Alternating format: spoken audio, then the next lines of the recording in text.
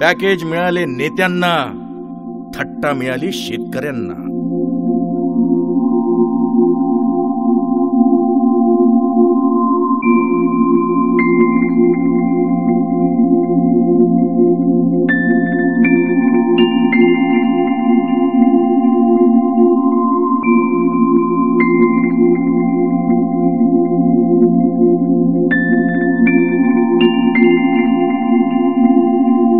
सीएजीने audit केलं आणि शेतकऱ्यांकरता यांनी दिलेलं पॅकेज याच्यामध्ये किती भ्रष्टाचार झाला हे स्पष्टपणे बाहेर आलं.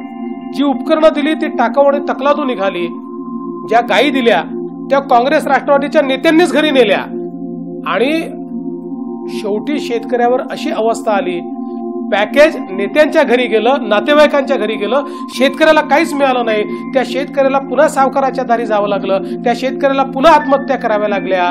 त्या शेतकऱ्याला यांनी अशा प्रकारे वागवलं जणू काही प्रेताच्या टाळूवरचं लोणी खाण्याची प्रवृत्ती ही काँग्रेस आणि राष्ट्रवादीची याच्यामध्ये दिसते. छत्रपतींचा आशीर्वाद चलो चले मोदी के साथ.